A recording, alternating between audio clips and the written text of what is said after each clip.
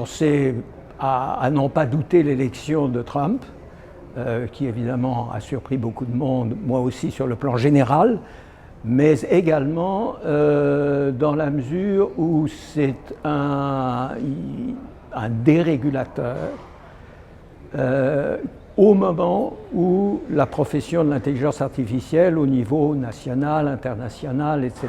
cherche justement à réguler l'industrie qui est un véritable Far West.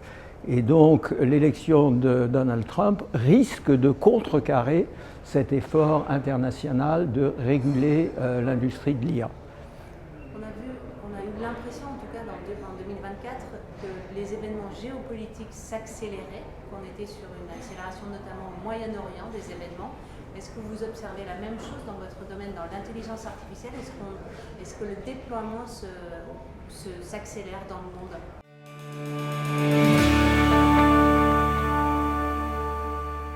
Oui, il s'accélère beaucoup pour des raisons à la fois superficielles et profondes. Superficielles dans la mesure où avec la publication, la sortie de ChatGPT en novembre 2022, le temps que le monde entier se rende compte que ça existe, que c'est d'une efficacité bluffante, comme on dit, et que tout le monde peut s'en servir maintenant gratuitement sur son téléphone portable, fait que tout le monde maintenant se rend compte que l'IA est l'événement technologique du siècle, la plus grande mutation depuis je ne sais quand, etc.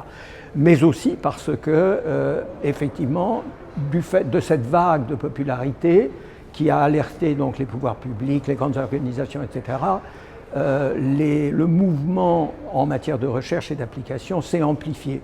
Donc il y a effectivement une multiplication de systèmes de plus en plus efficaces, une route effrénée en quelque sorte, une course effrénée aux améliorations, avec une idée qui selon moi est une illusion, que ça ne s'arrêtera jamais et que donc très vite, dans les 5 ans, dit-on maintenant, on va atteindre ce qu'on appelle l'intelligence générale artificielle, AGI en anglais, qui va faire que, en gros, les êtres humains n'auront plus essentiellement qu'à aller à la pêche, puisque tout sera fait par des systèmes d'intelligence artificielle. Alors ça, c'est une illusion complète. Il n'y a pas la moindre raison de le penser qu'on en arrivera là. On n'en approche pas en réalité. L'intelligence artificielle est très bonne dans certaines conditions, qu'on commence à bien connaître, et pas du tout présente dans d'autres conditions.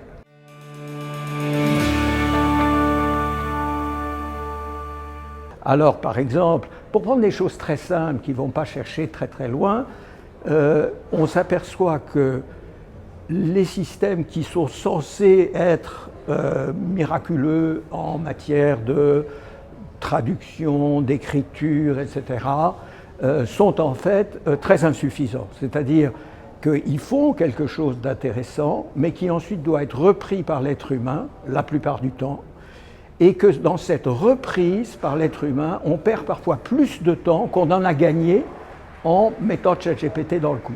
Et ça, c'est quelque chose de très général, y compris dans les entreprises.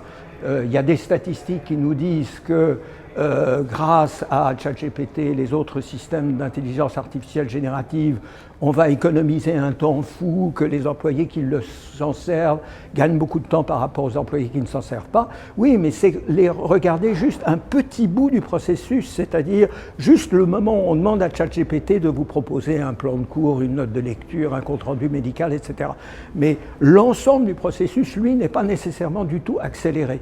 Et en fait, 75% des employés actuellement, auxquels on impose, la direction impose l'utilisation d'outils d'intelligence artificielle, se disent en fait plutôt handicapés.